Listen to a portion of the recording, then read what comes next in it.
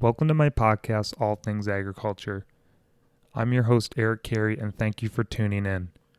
On this podcast, get to know those who work in agriculture on a daily basis. Find out what they do, the challenges and opportunities they face, and what they think the future holds for agriculture. You'll also have a chance to hear what they do for fun when they aren't working hard to feed the world. If you're watching on YouTube, please consider subscribing to my channel and leaving a thumbs up and a comment below. If you prefer the audio version, you can listen for free on Spotify, Google Podcasts, Apple Podcasts, Breaker, Pocket Casts, and Radio Public. And if you'd like to get in contact with me, please email me at allthingsagr@gmail.com. Thank you and enjoy the episode. We're good. Hi everyone, welcome back to All Things Agriculture Podcast. Thanks for joining me today. I guess before we get started, if you can like, subscribe, share this, that'd be great. And if you're listening on Spotify or any of the audio versions, give it a 5 stars or whatever if you're able to score it. I really appreciate it. Thanks. And now I'd like to introduce everyone to Mark Van Erden. Mark, how you doing, bud? Good. How are you? Good. Thanks for coming down, man. Thanks for having me. Yeah, kind of a little bit short notice. I'm glad you're able to squeeze it in. So Yeah, no problem. I know you're a busy guy with running your dairy. So Yeah, you too. but anyway, I guess we'll hop right into it. I guess why don't you introduce yourself and where you're from, and yeah. Yeah, I'm Mark Van Erden. I'm from Fabius, New York. Born and raised on our dairy farms. I met Eric in college at Cornell and went back to the farms after that in 2014. I am a partner and manager in Fabius Greenwood Farm. And that is right in Fabius. That's right on, was it Route 91? Yeah, just out of the village of Fabius, right in Fabius. Yep. So how did you end up at, because you said you have four dairies your family owns? 5, including a small organic dairy. Okay. Yeah. So I guess a little background on that. Who started the Van Erden So farm? I'm second generation. My father started at Eastview. It started with 35 cows in a rented facility, and has since purchased primarily distressed dairies, and expanded them. And we now have 4 large conventional dairies and 1 small organic dairy with robots. That's quite a difference. Yeah. Because the majority of the 4 conventional they're larger dairies, aren't they? Yeah. Yeah. So, Yeah. 3 of the 4 are over 1,000 cows. so having the smaller organic is kind of a different pace, especially the robots. Yeah, big time. My brother's been dealing with that. And I mean, 120 cows, Greenwood has 1,350. And my brother with 120 cows gets far more middle of the night phone calls than I do. Really? Oh, yeah. So how many with the robots? How many employees actually run the 120 cow dairy? 3. And it's mostly just robot calls. Yeah, there's no one there at night. It's all robot calls. Oh God. Robots don't think like people. So would you say from your brother's experience, robots are the wave of the future on Van Erden Farm, or would he rather not?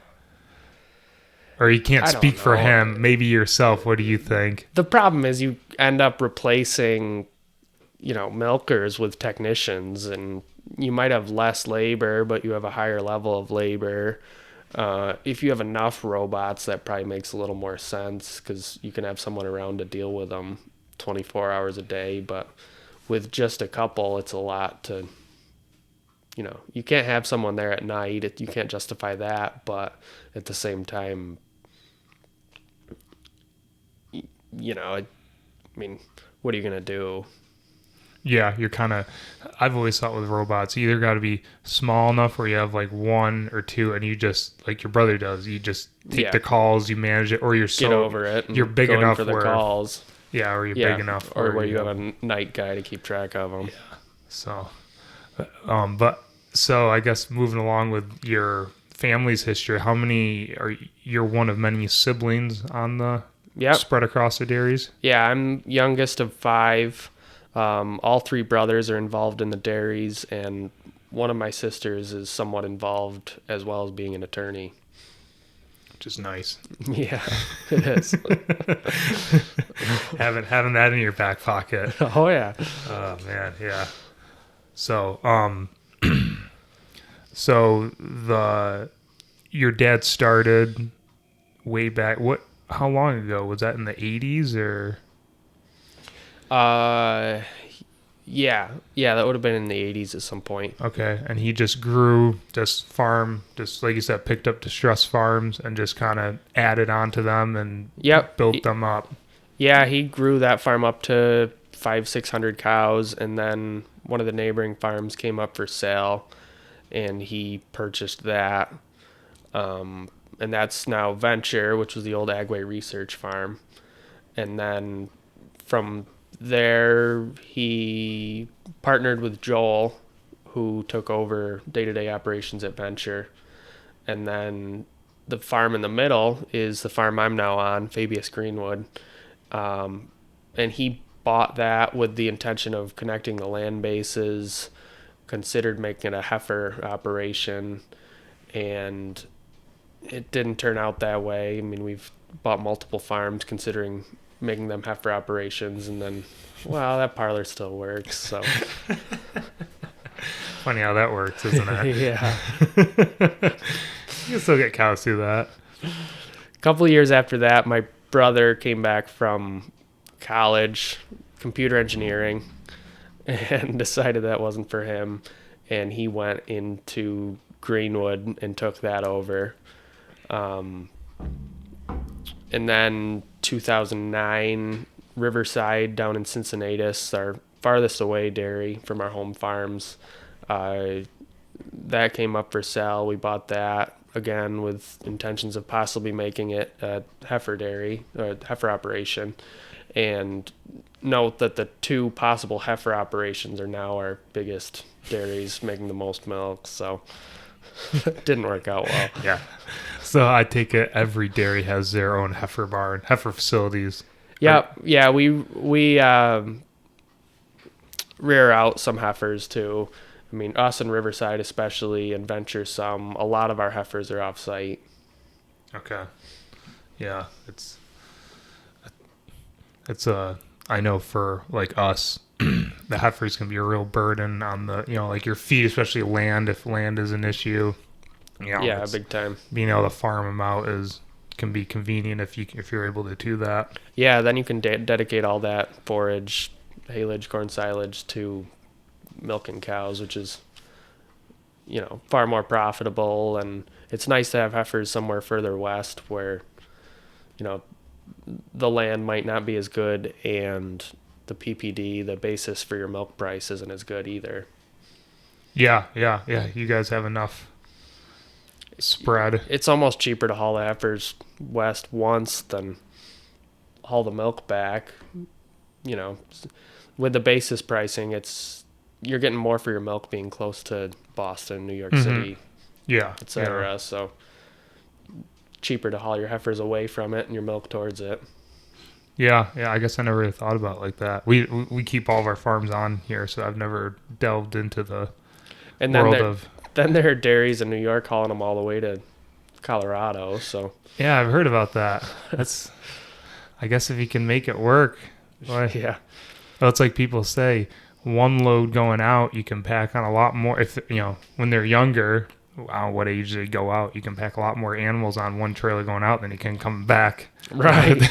But it only helps you so much if you can't get them back. Yeah. That's an interesting way of raising heifers, but I guess it must work well. So yeah, I mean, feed's a lot cheaper out there, so if they're out there for a year and a half, it adds up to where it kind of counteracts your hauling costs. Did you go out to Colorado when we were at Cornell? No, we did the pledge class trip instead. Oh, really? Oh, okay. Yeah, Yeah. you did. Okay. All right. Yeah. I think my parents are out of town, so you guys ended up coming to my place during that trip. I Yeah, but think. you were in Colorado? No. My parents are out of town, so I was running the farm. Oh, yep. It just ended Yeah. up, they left that week. That was spring Yeah. break or whatever, and you guys did the trip. Okay. No, you're right. Yeah, I remember seeing you, but Okay. Yeah, I thought maybe it was Redmond went to Colorado. A couple guys did. a couple I remember. guys did. Yeah, a bunch of us did a pledge class trip. Yeah, you went all around the state and basically Yeah. visited all the pledge class guys. More than the state, we went to Lars in Connecticut. Oh, yeah, that's right. You guys Through did. Vermont up to Kenny's, and That was a fun drive. Or you guys were Yeah, ready it to was a good wring time. each other's necks by the time you're back to Cornell? no, not at all. It was a good trip. But anyway, I guess going more into so what is your? You say you you oversee, is it Eastview or No, Greenwood? Fabius Greenwood. Fabius Greenwood. Yep, So Greenwood. what's your day to day look like? It's a huge variety. I mean, come in the mornings, deal with urgent problems. Most mornings until midday, I'm doing regular farm work, whether that's sorting animals or shots, cleaning pens, pushing feed up, normal farm work. And then usually afternoons, I'm back to the little bit less urgent problems. And if we don't have many problems, then I'm into remodels, repairs, electrical, whatever improvements I can make, office work, decision making, huge variety. So it's not like you come in and you're feeding cows. It's basically you're checking in with everyone and fixing issues or Yeah, putting usually. out fires. Yeah, usually.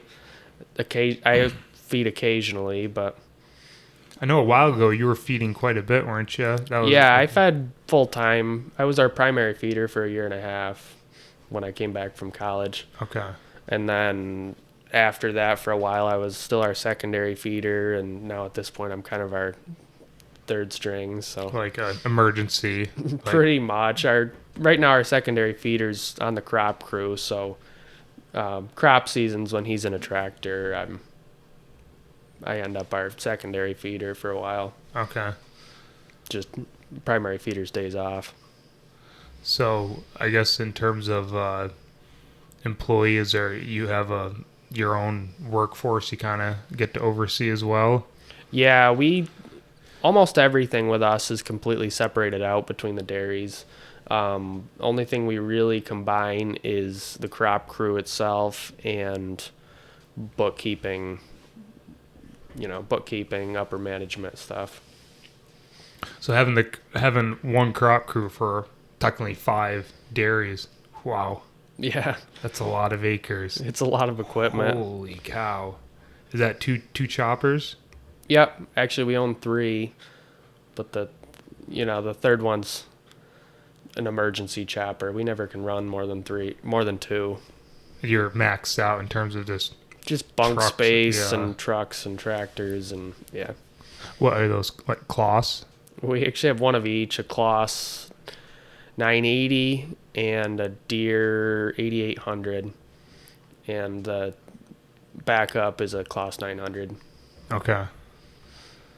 Those things Yeah. can eat, feed, or no, I've seen those things can. How big of a Yeah. corn head is it? 8? They're both the bigger ones are 10 rows, and the 900 has an 8 row. Wow. So can that kind of be difficult, like if you're, depending on where they start, like hay, and then if you're the last one on the list, sometimes it's... No, you're dead on. We argue over who's going to be first, and I mean, we're all competitive, but at the same time, it's pretty friendly. But yeah, we argue over who gets, especially first cutting first, because that kind of sets the bar for everything else. But Is that kind of it's whoever's ground is the driest, or whoever's is the far, or it's always yeah, exactly. It's always seniority? always a rational. Okay. Whose ground's driest, whose hay is a little bit ahead of the others. It's always a rational decision, and Yeah, there's no seniority or anything over it. That's we just good. joke around about it. Yeah. Well, that's good to have a little bit of inter-dairy competition because it helps push each other to do better and better. And yeah, big time. All the farm managers and partners meet quarterly, and we talk about what we're doing, what's worked, what hasn't, new ideas, and there's a lot of good nature competition. Yeah, it's almost kind of unique because you have, you almost have your own group of dairies where you can you could go down through like a list of your what's your preg rate, what's what's your production. You could actually you could do a comparison between, which is pretty sweet. My brother, if you wanted to. My brother does that. He calls it the scoreboard, and we go through everything: preg rates, death rates, cull rates, production, solids. Yeah. Oh, nice. Yeah. So that. Yeah, that would really get people to get their butt in gear if they realize they're lagging behind. Oh, yeah. That's pretty cool. Like I don't know anyone else who's able to do that just because you have the amount of animals and dairies and the separate facilities. Yeah. Yeah. Do you see?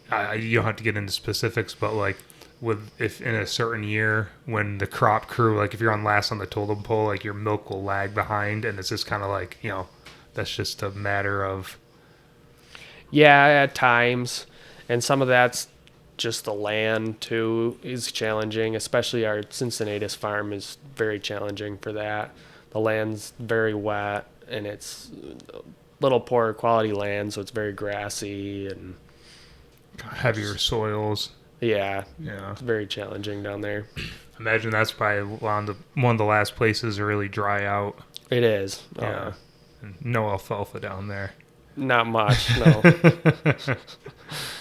So in terms of, I know your guys is a little unique of who you sell your milk to. I guess if you wanted to kind of go into that a little bit. Yep. So our co-op is called Cayuga Marketing. As far as numbers of farms, we're a relatively small co-op. Most of the dairies are in Cayuga County. We're all in central New York.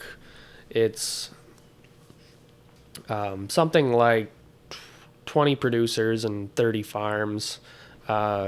We have large volume farms making a lot of milk on each. Generally, we're pretty much made of large farms. We used to be part of DFA, and we've since separated and have made our own co-op, been extremely progressive for a long time, something like 20 years, and have since built our own ingredients plant in Auburn. That's pretty cool. Farmer owned, farmer built. That's a hell of an accomplishment. How much do you know what the volume goes in a day, or a wild guess? No, I don't even have a wild guess. It's a lot. Yeah, it's got to be. Yeah, millions. Yeah, millions of pounds of milk. Yeah, it's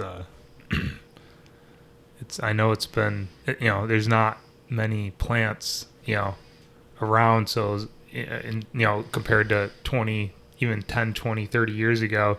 So it's good to have another plant online to be able to, just take your milk in. Yeah, for sure. And it's been security for us as a co-op, having somewhere to put our milk if we can't put it anywhere else. And that was huge in 2020. Yeah. How did, like I said, you don't have to go into any specifics or anything, but I'm sure COVID was tough. I don't know, you may not know about CMI, but I mean, in terms of your guys' dairies, did you have any issues or troubles? As far as people getting COVID, we were very lucky. We had 0 cases of COVID, no issues. I mean, some people quarantined for possible exposure, but we had no positive cases in the farms, in the family. We took a big hit on milk price for a long period there, as everyone did. But Cayuga was able to manage it very well, and we dumped little to no milk. That's good. Which is pretty rare for co-ops in 2020. Yeah, especially the volume of milk you guys are Yeah. moving on a daily basis. Yeah. Jeez, wow. Yeah, no, I had Beck on, God, is now almost 3 months ago, and he talked a little bit about, obviously they're a producer that Yeah. ships us CMI, and I have a couple other neighbors that do, so, Yeah. I guess they're part of Cayuga marketing. Yep. So, but, yeah, no, that's a pretty, I think it's pretty fantastic what you guys have done, and I think it's helped out New York State Thanks. in a big way. Yeah. So it's all just powdered product. Yeah. Yep. So is that, I guess, would you have like cream and whey that you guys could buy back, or probably not the cream, but the whey if you wanted to, and feed that at all, or? Skim milk is a big byproduct there, and they've been using. They have a milk replacer factory that was built after Cayuga to take in the skim milk and make milk replacer from it. Oh, really? Yeah, Like right nearby? they built it right there Okay. for that purpose. Yeah, Oh, that's convenient. yeah, it was intentional. Was that part of CMI, or was that a completely different outfit? No, that was another company buying it. They're being smart. Yeah. So yeah, I don't know. You have some pictures if you wanted to jump in and go through any of those, or Sure. yeah. So hold on, everyone, just bear with us for a second.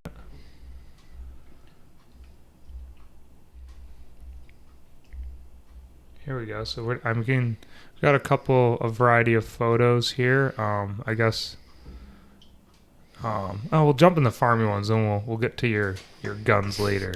My hobby. Yeah, your hobby. So here we go. So yeah, that's what a Kloss 980 will do to your bunks. I'm in one of 3 9000 series tractors loaded up to weigh 20 to 25 tons to push feed up and pack feed up into the bunks. Is that at Greenwood? Yeah. I tried to make most of my pictures at Greenwood. Okay. Yeah, this is at Greenwood's bunks. Would you ever go, like, if Venture's right down the road, if they ever need a pusher, would you run down there and give them a hand during corn and stuff if they need it? Oh yeah, yep, all the time. So, yeah. Venture, Eastview, Riverside's a little more of a haul, but I'll go down there too. Corn season at your place must be a mad rush. Oh yeah, it is. We're always chopping at 2 farms, so I mean, every day I do what I need to do for my own job, make sure Greenwood's good dairy operations wise, and then I check in with the crop crew and see if they need me in a tractor seat somewhere. Wow. Speaking of that. Yeah, every once in a while they can't get trucks in the field, so Yeah, what are you pulling behind you there? that's a dump wagon. So that field we had to chop into a dump wagon behind a big 9000 series tractor, and then every load needed to be ran out to where the 10-wheelers can get to and dumped into a 10-wheeler so then it could go back to Greenwood. That's just, the ground was wet enough where they wouldn't have been able to drive on it. Yeah, that field was real wet.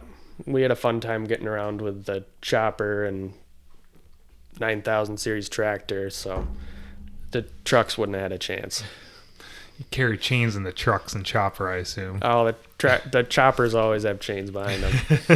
Yeah, you can see those big flotation tires on that wagon there. Yeah. Look at these guys. These are the heifers up on our back pasture. After 4 or 5 months of being on pasture, heifers can be real fun to get corralled back into the barns.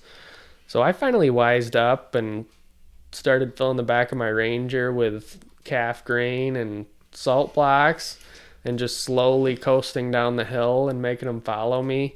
And this was a big revelation. There's always one that doesn't. Did you find that? There's always one that just won't follow. Well, and they're still difficult. We still needed 3-4 people ready to still corral them once they got into the corner, but it made it a lot easier. How many heifers? These are all pregnant. I take it they're all pregnant heifers are out there. Yep.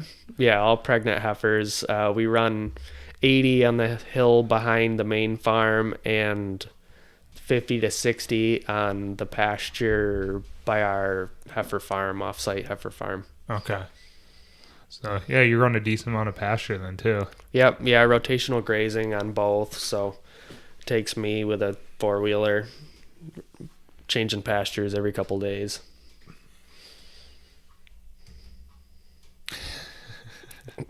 This is Princess 4321. This is a cow that I can cuddle with, ride. My 4-year-old niece and nephew have ridden. She's just the nicest cow you could ever see. Cuddle for warmth. Yeah. 8-degree morning. Was that this year or was that a long time ago? I think that was last winter. Okay. Princess. Yeah, there's always every farm has at least one cow. Whether you want to admit it or not, you have that one cow that is a little sweetheart. Yeah. That you love. So this is our calf barn up at our off-site heifer farm. We raise them up to 6 months. Well, we raise them as wet calves up to about 2 months across the road from the main farm, and then they come up here until they're about 6 months, and then they go out to western New York, close to Buffalo, and they come back pregnant, about 4 months from calving. And then they go to the lower barn at this farm. So is this before going back to Greenwood? Only Greenwood heifers? Or is this commingled? Okay. No, this is just Greenwood. And this is off-site? Yeah. Okay. It's only a mile away from Greenwood, though. Oh, okay. That's nice. Yeah. What was it? Just someone sold a farm or something? Or you guys didn't build this barn then or anything? No, didn't build the barn. I did this remodel to put stalls in. It used to be all bedded straw packs, and once they get to about 4 months, we figure they don't need it, and these putting free stalls in has been way better, both for the animals and for labor. Yeah, I'm sure. Yeah. A lot easier to go and just scrape an alley out and to clean out a pack and dig out straw packs and rebed and that's cool. That's how many animals do you say in this barn? There's 108 stalls and can do 160. Okay. There's straw packs to the left. Okay. Off to the left side. Yeah. Oh, nice. All under one roof too, so it's not like you got to go from barn to barn. It's just yeah, nice. Yep.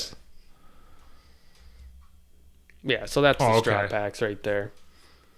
Nice. When did you remodel? I mean, a lot of the stuff looks relatively new. Yeah, the free stalls were 2 or 3 years ago.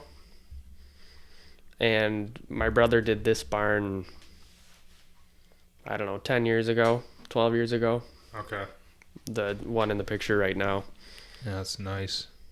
We have a barn similar to this I've seen the water tanks there, like we have it like this. I've seen some on the bunk, and it was always like I didn't like the on the bunk because if you want to go down there and clean out the bunk with a skid steer, someone's gonna whack the water. It. So and then they're gonna splash the water all over the feed. So yeah, I like that.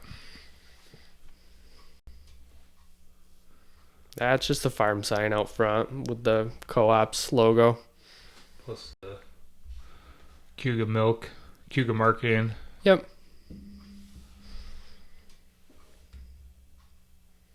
It's a calf being born.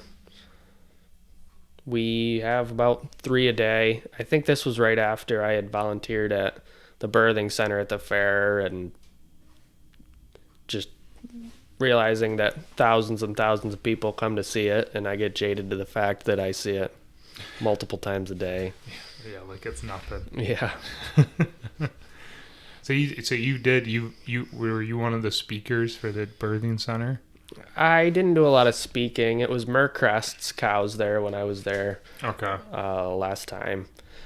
So I answered questions and helped Mark milk his cows and stuff. But Yeah, if anyone doesn't know what the birthing center is, it's at the state fair, and it's a awesome, I guess you could call it attraction. It's really cool to see. You get to see cows giving birth to calves and you get to learn all about it. So if you want to see more in depth, meet farmers and all that, it's definitely a great thing to see. yeah, for sure.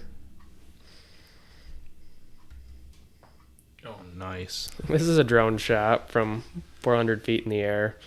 This is Fabius Greenwood, the farm that I manage. We got bunks on the left, the whole feeding operation on the left side, and then the whole dairy here. Okay, go ahead and take the mouse. This is our milking parlor right in here. When we bought it, this barn was here. This one was built in 95. We bought it in 2003. My brother built this barn in 2007, so this is his new barn. I built this barn in 2018, so this is my new barn. This used to be a barn. We took the wing trusses off and converted it to a shop in the front and hay storage in the back when we built this new barn. So that new barn right here, that's like where you freshen cows and dry cows mostly. Yeah, because I remember I stopped in to see you and we were in this barn. I helped you. You had a calving I was helping you out with. Yeah, it just so happened to be. Yeah, Rachel showed you around the farm instead. Yeah, she gave me a little tour and yeah. So how's this barn worked out? Awesome. It makes a big difference. Everything's there a month before calving, then a month plus after calving. And the animals have done far better having dedicated fresh groups and really nice dry cow groups. It's amazing what a nice dry cow transition program, that's up to snuff will do, isn't it? Yeah, we'll go months at a time without displaced abomazum. I mean, we usually run under 1% DA rate. That's, for how many cows you have, that's good. Really good. It's compared to before, I imagine it must have been a lot higher. Yeah, it was quite a bit higher than that. That alone will make, you look at the price sticker of a new barn, but then you realize how much nicer your life will be not having to deal with all that stuff. Yeah. I mean, the obvious one is adding cows to milk, but then when you get pounds per cow across the herd for better starts, better lactations, it makes a big difference. Pays big time. Yeah. Nice. So who's drone? Your drone? Yeah, the farms bought one used Facebook as an excuse, and the farms bought one. So I have aerial shots of all the farms, and that's nice. And I take it back here is the pasture. Yep. Okay. Yeah. So you can see the lines where the fence lines are. There's actually 7 paddocks there. There's one more off to the top left that we call the dog leg, but that's steep. It doesn't look, but I've driven by that. That's a good sized hill, isn't it? Yeah, it's pretty steep. There's a reason it's a pasture and not a field. And then isn't across the road here you have I don't know about these barns. You had hutches out here, don't you? Yep. Yeah, exactly. Right there. Those barns are older barns, super pretty, but not super practical for much other than a little bit of storage. And you don't live here anymore, do you? No, I don't anymore. No. Bigger and better, huh? Bigger and better. So this summer we did a big project on milk handling. In this picture is our chiller. That's a dual 15, 30 horsepower chiller. So 2 15 horsepower compressors. That will instantly cool milk from 50 degrees, where 50 or 60 degrees where the pre-cooler takes it to, down to 38 degrees, so that you can put it in a tank or a milk silo with no cooling. Has that worked out well? Pretty well. We need a bigger plate cooler so that it has more surface area to interface. It's not quite getting it down as low as we need it to, but that's next step. Yeah. So this replaced compressors. Yeah. We took out 4 compressors when we put the milk silo in.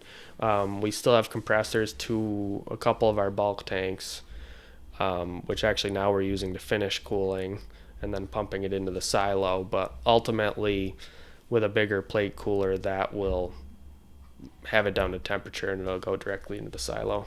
Nice. Is this Princess? Here's Princess again. She just lets you walk. She'll just plod along. She doesn't care at all. And she's tall. She's like 5'6" or something. It's hard to get up on her, but she just stands there and lets you. You just like hop on one of the stalls there and just hoist yourself over. If I can, yeah. She's tall. I've done it from the alley, but it's hard to get up on her. Oh man, she'll be a tough one when the day comes when she. Yeah. That'll be a tough one. What is this? So this is the tower next to the milk silo. This is all so we can have a tube, clear tube from the top of the milk silo to the bottom, basically with a measuring stick, big ass ruler, so we can measure the level of the milk and correlate that with how many pounds of milk are in it. So do you do that, or does a milk truck driver do that? Truck drivers do it. I find it amazing. We have these beautiful silos, and that's the only way we can measure. It's funny how. And they have the meters for the milk to go through and stuff, but this is just the old standby, keep it simple, stupid, and the meters actually get pretty expensive. It's almost cheaper to build a tower and put tube through it. Yeah. This is kind of like you said, keep it simple. Yeah, and I'm very into keep it simple, stupid. Yeah. So here's the silo, and there's that tower on the right side of the picture. This is the emblem I put on our silo, which I was pretty excited for. Nice. I like that flag. Me too. It's like 8 foot wide, 4 foot tall or something. When did you guys put this in? We set the silo with a crane on April 23rd and started milking into the silo in the middle of July. Wow, it took that long to get it hooked up. Yeah, there's a ton to it with electronics, steel piping, computers, all the chiller stuff. Yeah. It's a big project. Very big, yeah. How many gallons? 10,000. 10,000. Some of these go up to what, like 20 or 30, don't they? Easily. 60, 80, some of them. I've heard of dairies with at least 60,000 gallon silos on them. But then there are plants with 70, 80, probably even 100. Yeah. Probably. I'm sure Cayuga has those. The big ones you can see in the distance. I know CMI has 60s and 80s, I think. Okay. Wow. Yeah. So you more or less just filled up to what would be like a tanker load. And exactly. They come once a day or whatever. And exactly. Yeah. They want us to have big pickup windows. So I put this silo in so that the silo could hold a tanker load. And then the 2 bulk tanks we still have are a 5,000 and a 4,000 gallon. So those together hold a tanker load. So they have a huge window to pick up milk where, it's once the bulk tanks are full, they can pick it up anytime. And until we fill that silo to a tanker full, we're good. So you have a lot of wiggle room then. Yeah. Did it make, beforehand, was it a lot more like it's got to be on the dot sort of deal? Yeah, it got pretty bad. Yeah. Greenwood had well outgrown our milk storage. And you guys are a little bit, I don't know if you're the farthest, but you're kind of a good distance from Auburn. So in terms of picking up, it's not like you're right next to the plant like some of these Cayuga County guys are. Well, and most of our milk's going to Chobani, and most of our milk doesn't go to the plant. And we're picked up by Wadhams instead of Ryder, but yeah, I'm pretty sure the milk hauler aided me for a while there. Okay. Are you the only farm in your cluster that has a silo? Yeah, as far as I know, we're the only farm in the county with a silo. Oh, okay. Nice. Cool. Yeah, you see Well, I more guess and more. Horrigans have one. You're I guess they'd Onondaga, be right? Onondaga too. Yeah. Yeah. Because I know at least 2 guys in Cortland County that have them. Yeah. So. And they're a decent amount in Cayuga with Yeah. those guys. There's going to be more and more going up. I know that. Yeah. The talk's always between silo and direct load. Yeah. One or the other is the future. Did you guys have a reason for doing this rather than direct load? I didn't have a ton of space for trailers to be parked. It came down to we would need 3 bays to park trailers in, and at any given time we would have 2 trailers there, and it takes a lot of real estate, and I didn't love the look of tankers sitting out front, and thought this looked nicer, and it just made more sense to me.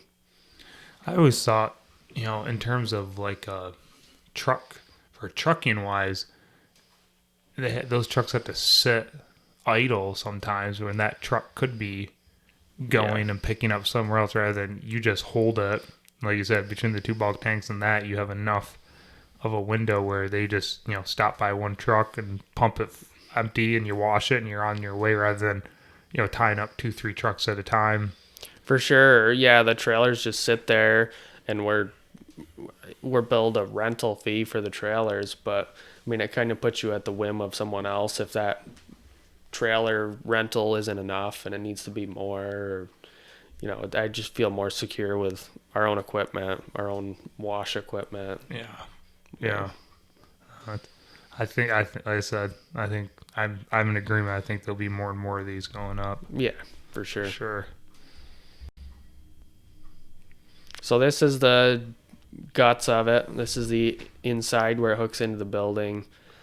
A lot of pipes, whole manifolds there where we can wash and pump. You see 3s of everything in the manifolds on the left side. That's to wash and pump silo. Tank 1 and tank 2. Then you see the ladder there to measure. So this is a silo right here. Yep, that's where the silo hooks in. That door in the middle, if you open that with the silo full, you're going to get a bath of milk. Cold milk. For a while. So is that the inlet right here? No, that's the outlet. Okay. That's to pump it out. So it's still just using our normal milk pumps to fill. Okay. That's to pump into the truck. And then we have another pump for the bulk tanks. Are the bulk tanks like behind you Yep, right now? To the right of the picture. Okay. Yep. So then you got your pump computers in there too. Right on the wall here. Yep.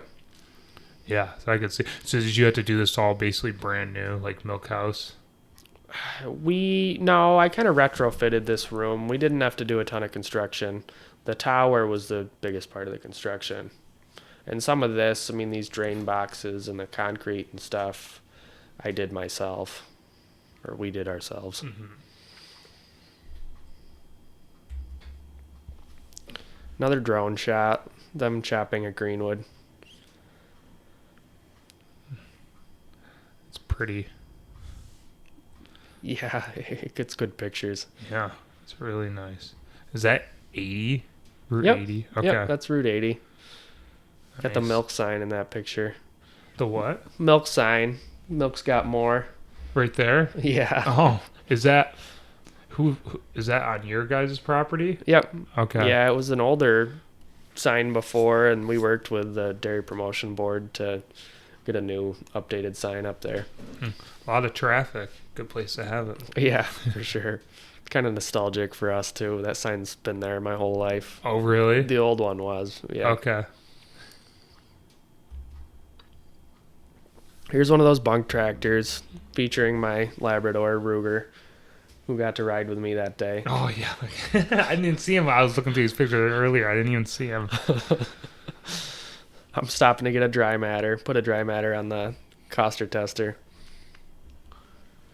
Well, you don't want to get that guy stuck in a corner, do you? No. He kind of takes up a good portion of the cab. No, I'm saying the tractor. You don't want to get yeah. wedged in the corner, do you? No. Oh, jeez. We've done it, unfortunately. It's a good time. You really try to avoid it. What'd you say when this thing's all weighted down? What does it weigh? So this one doesn't have rear weights on it. Doesn't look like it has tire weights, but 20 to 25 tons. Yeah. And that's just tractor with a blade. Tractor with blade and weights. Yeah. More weight the better for packing silage, packing haylage. Yeah, get that air out. Yeah. Oh, here we go. Now we're into the hobbies. Yeah, so I guess we'll kind of jump ship. Why don't you, or not jump ship, we'll move over to the next portion. I guess why don't you talk about like what you like to do? Yeah, so I got on the side. A few years ago, soon after college, I got real into long range shooting. I've been into shooting my whole life, but I've always loved shooting further and further, and I got real into precision rifle series, so it's everything out to 1,200 yards, which is pushing 3/4 of a mile. They push you to shoot from uncomfortable positions in timed situations, so it's kind of a real life practical application of long range shooting. So is this like a county level? Like or do you have a local gun club that does this? How'd you get involved? I found out about it online and then from there looked for somewhere, but really there's nowhere close doing it. It's not easy to have 1,000-yard range. I mean, those aren't just everywhere. Your local gun ranges are 100 to 200 yards. So my closest places to go, honestly, are like 3 hours away. So it's a drive. Yeah. So you just sign up and enter the event? Yep. Okay. Yeah, and there are leagues of it where they keep track of scores and everything. I qualified and went to the Northeast Regional Finale this past year in 2020, and that was 5 hours away in Pennsylvania. How'd you do? I didn't shoot well there. Darn Pennsylvania. Blame my ammo. But then again, I make that, so it's only so much of an excuse. That's cool. So how do you train then? Like you said, there's not many.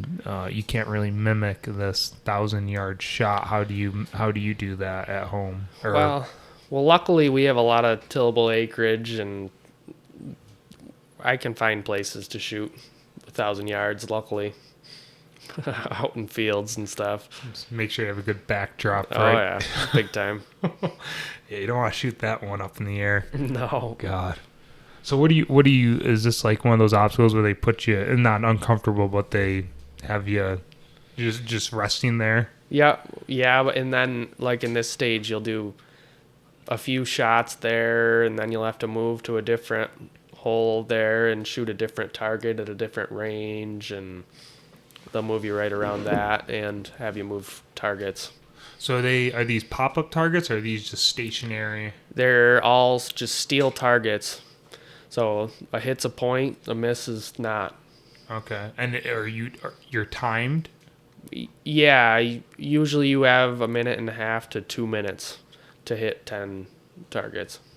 And then if you hit them all, then it's based on how close you are. Yep, usually it's 0 points to 10 points. Okay. So basically 1 point for hitting it, and then as close. 1 point for a hit, 0 for a miss. Okay. Yeah. How big are these targets? It varies a lot. Some of the targets for closer ranges might only be 3 inches wide, and then some of the targets for 1,000, 1,200 might be your torso target that's like 16, 18 inches wide. Not much room for error. No. Wow. All right. I'll keep moving. We're back to the dairy, but this is a cool shot. Yeah, this is from a boom lift. I just put all those LED lights in at Greenwood. So I used the boom lift for one last shot. The girls are eating and just living their lives. Is this a new barn or is this a consecutive built barns? Yeah, this is the consecutive built barn, so this is at the end of the 2007. Okay. The 2018 barn has fluorescent lights that I didn't change. Okay. Oh, we'll go back to the beginning where you have more gunshots. There we go. What are you doing here? Shooting from the bucket of a mini excavator. They like to make us shoot from weird positions. These out here, those are the targets. There. No, those are the No? close target. Well, those are the those are the closest targets on the range. Those aren't what we're shooting at. So when you're doing this, are there guys with they aren't shooting as long range as you guys, or is it only you guys? When we do matches, everyone's shooting those. Okay. And I mean, sometimes beginners show up and don't have the experience or the gun to really do it well, but no, we're all shooting at the same targets anyways. Okay. I didn't know if there was there's like a sniper, I guess you'd call it like a sniper group, and then there's a shorter range, like a pistol or something, where they're shooting different targets. You guys are all at one meet, and it's just basically just like long range. No, when we set up to do a match, it's all long range. Okay. They do the similar stuff with rim fires, which is, they shoot 22s and shoot way shorter distances, but they run the competition separately. Okay. Oh. Shooting from a drainage pipe. That one you had to shoot from on top of the drainage pipe, inside the drainage pipe, and then on the shooting mat to the right of the drainage pipe. 10 targets, 2 minutes. You got people timing you, keeping score, and watching through spotting scopes to tell whether you hit or missed. So you don't even have to say, or do you just shoot? You don't have to say. You don't have to say a word because they're watching you. They know whether you hit or not. Right. You don't have to say a word, but the big thing is you do need to know where you're hitting if you miss. So a big thing is you're all using low recoil long range rifles because you need to be able to see in your scope where you miss to. If you miss to the right, you got to hold left further. If your scope's a mile up in the air from recoil, you're not going to make a good follow-up shot. Yeah. So you kind of have to have an idea of where you're scoped in at. Yeah. Do you try to do that ahead of time? Like get everything sighted in precisely, or is it just... Oh, yeah. Yeah. But, you definitely try to.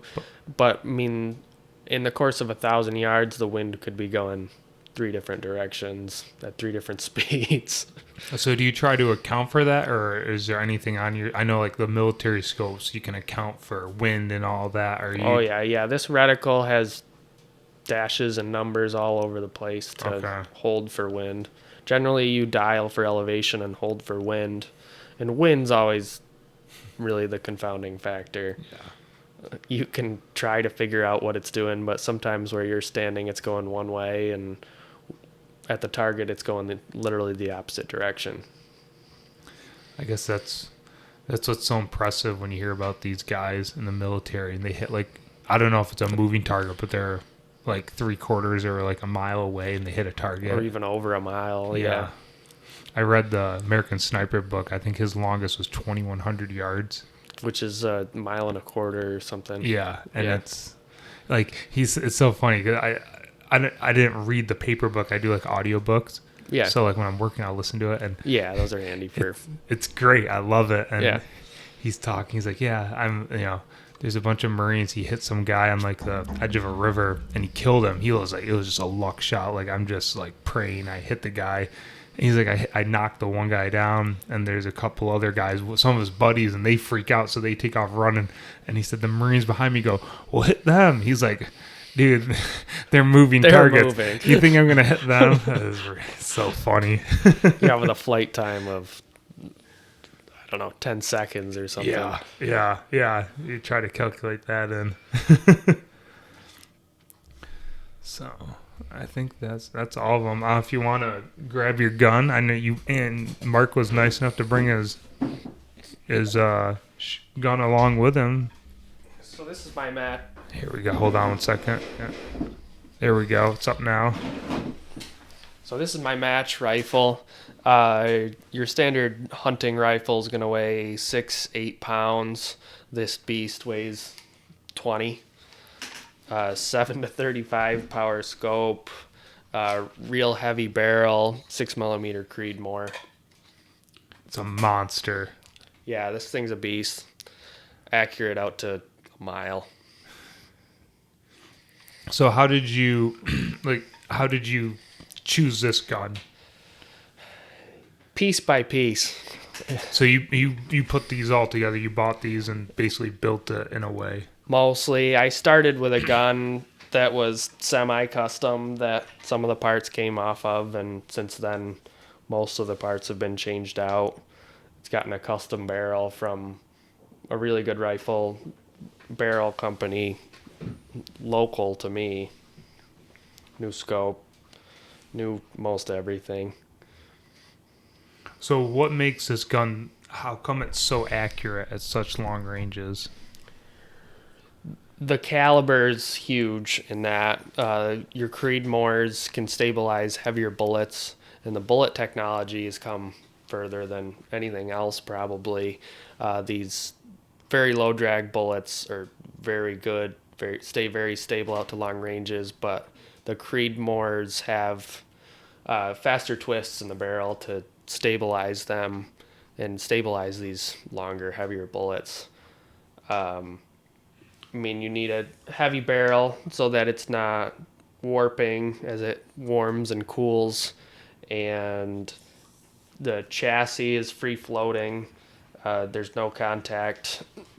No contact to the barrel with anything here, and it's very solid, very stable. Good trigger. Scopes are huge. Most people say you spend as much on a scope as you do on the rest of the rifle, which I did. If you don't mind me asking, what would a rifle like this run you? I have 6,000 or 7,000 into this. The scope alone was over 3,000. Wow. It's a beautiful gun, though, I must say. It's a beast.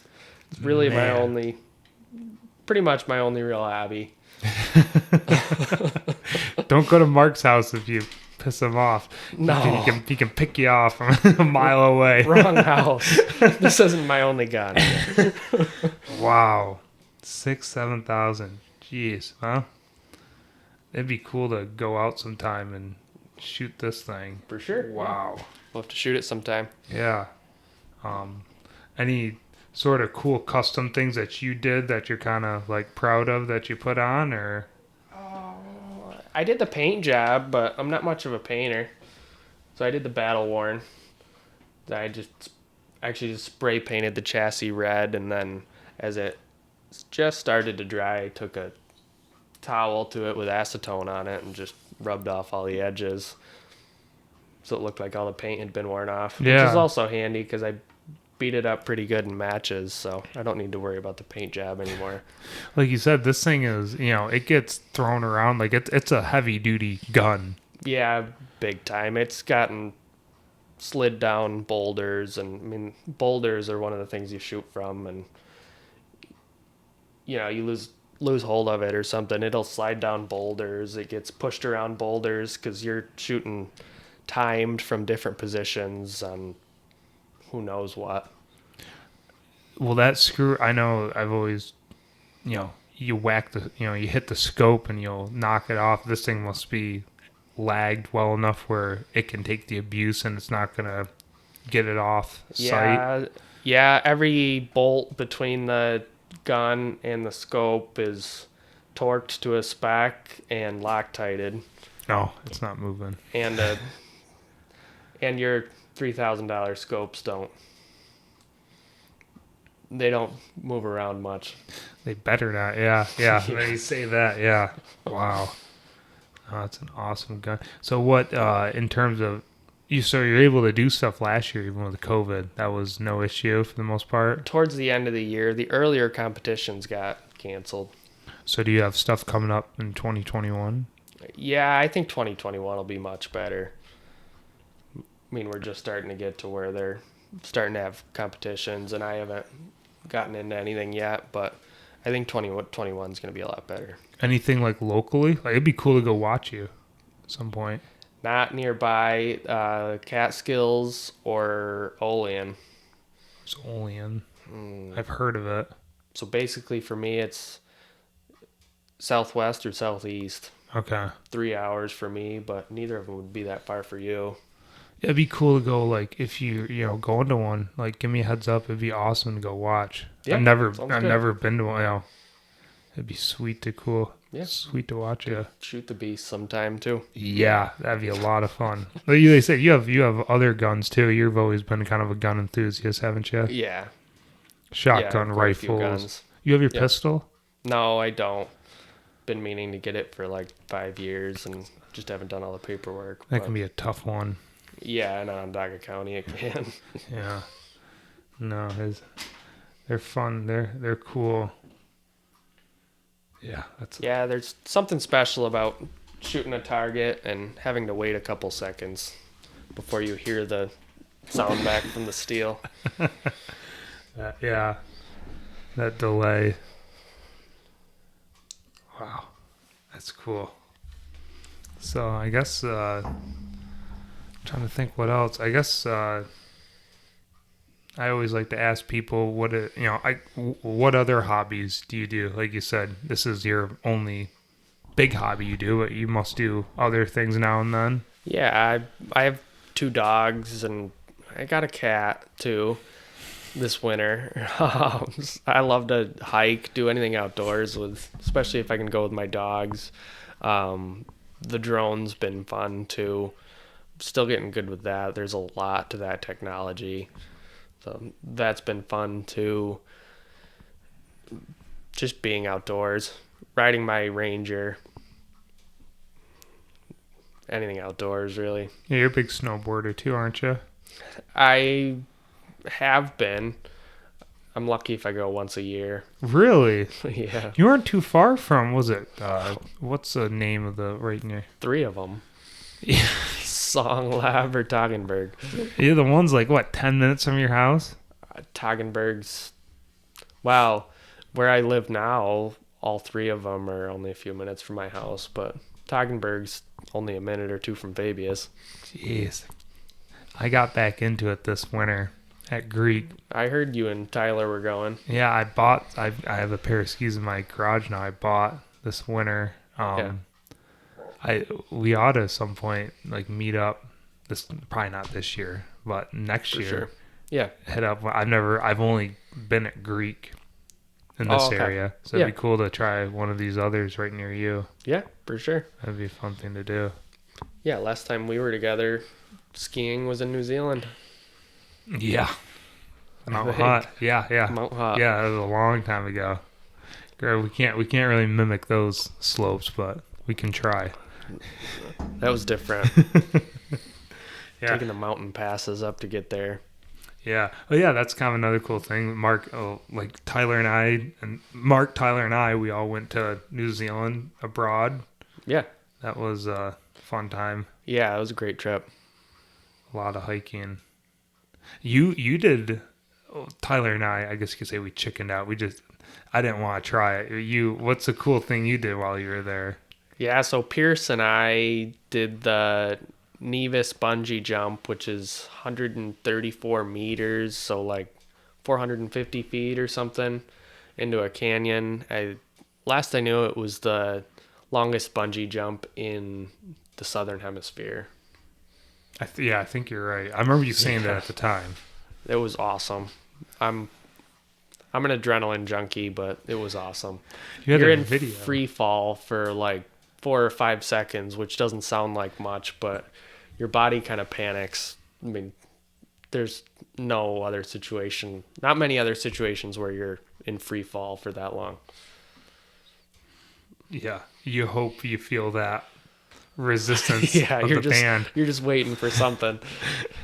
The funny thing is you bought it because they filmed you and you paid for the film, and you were grinning ear to ear, the ready to whole hop time. right off that as soon as they gave you the green light. Like, I was so excited. My Lord. Even with Pierce messing with me, telling me they couldn't have a 100% safety record forever.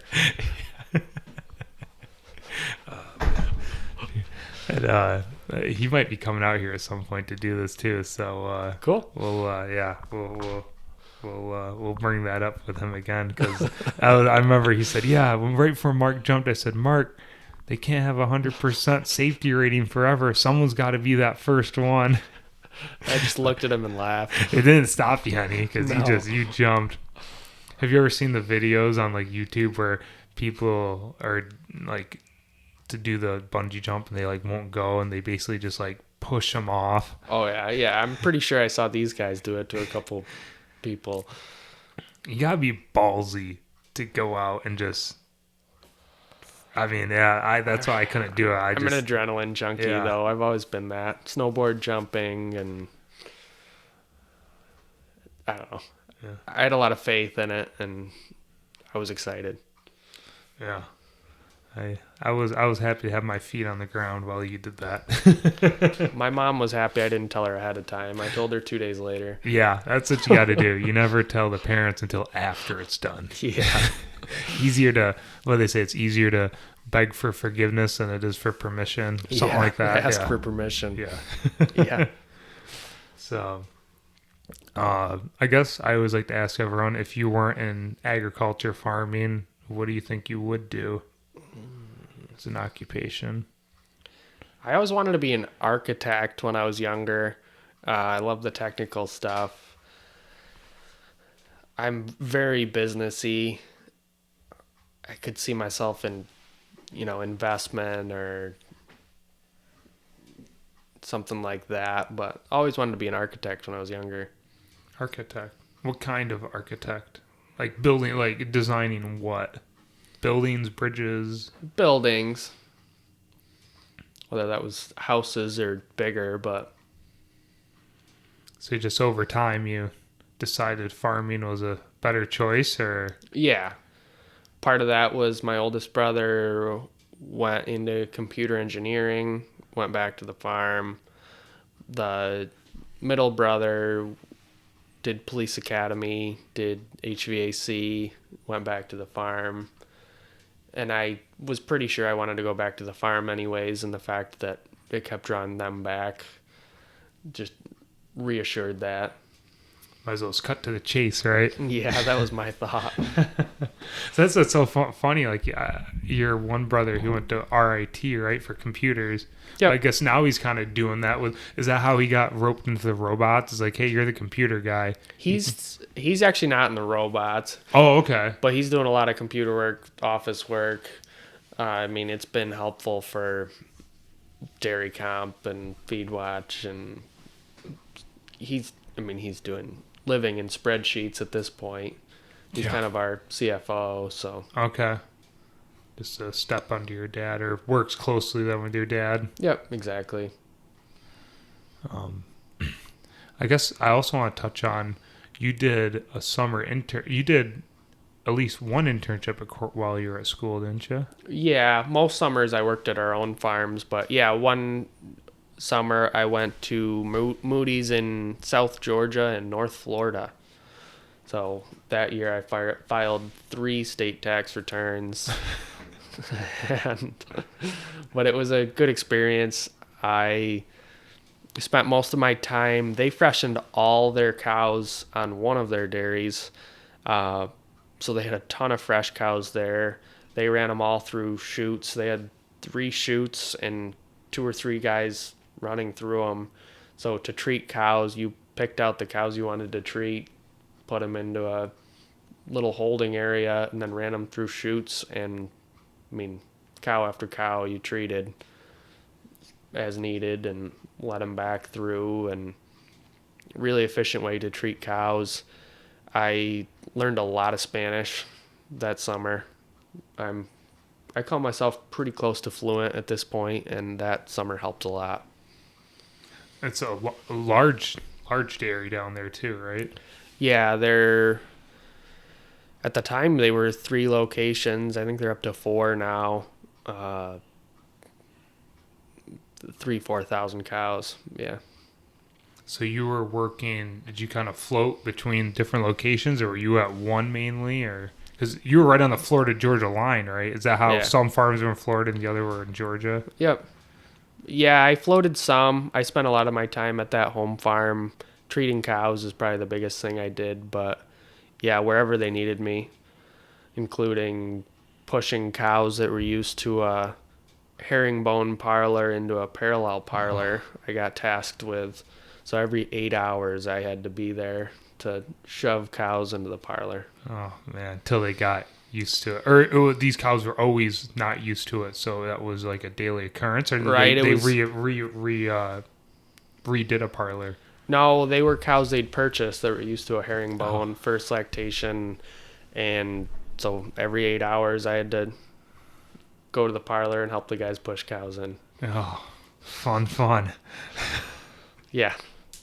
Send the new guy, send the intern down there. He can do that. Oh yeah. That's the way you. And then one of our farms did the same thing with an entire herd of cows, including mature cows, and that was actually way worse. I've always been told teaching. Well, it makes sense. Teaching first lactation, younger, they're easier. It's the old cows they're set in their ways. Yeah, way easier. Yeah, the old cows would pull in at the herringbone angle and stand there and refuse to move. Yeah, and for people who don't know, Put a unit on me. 1,500-pound cow, she doesn't want to move. She's not moving. No. I don't care how hard you push. And when you got to do it to 900 cows every milking shift, it's brutal. Yeah. It's Joel, one of our partners and who manages that farm, slept through Thanksgiving that year, all day, because that was the first time he was really able to sleep. Yeah. Once they're all used to it and they're through, I'm sure it's easy, but until that point, it's hell. It's got to be. Yeah. Yeah, it was brutal. I've been told the same thing can be with robots when you transition from parlor to robots. It's like a 2-week just 24/7 awful. But once you get there, hopefully you're good. Yeah. So what was it like working on dairy farms in Florida and Georgia in the middle of the summer? Brutal. There's always 90% plus humidity, 90 plus degrees. It was hot, but it wasn't too bad. I mean, they're good at heat abatement. They have fans everywhere, misters everywhere. I mean, holding areas, all the headlocks have misters, and they're pretty good with heat abatement. Yeah, you have to be. Yeah. Oh man. I've heard of some guys down there, like they don't even try to breed cows sometimes during like the peak, like June, July, because it's not even worth their time. Yeah, they kept going right through the summer, but I'm sure they took a big hit. Yeah. Man, it's a whole different, in terms of season, the heat, we think that's hot up here, where when it's hot here, it's probably like April. That's, that's their hot. Our worst time of the year is probably like their April and May heat. Yeah. So, would you ever work down there? Like, if you had to, you think? Yeah, I would. It's kind of the inverse of our winter, obviously. Honestly, I mean, they think we're crazy for dealing with what we do in the winter. Yeah. I mean, what we deal with in February might even be worse with what they deal with in July, so it all kind of evens out. Yeah, I guess at least the cows don't mind it. But the whole frozen. Oh, yeah. I've talked about many times on here. The frozen manure is frozen this, frozen that. Tractors won't start. Doors won't open.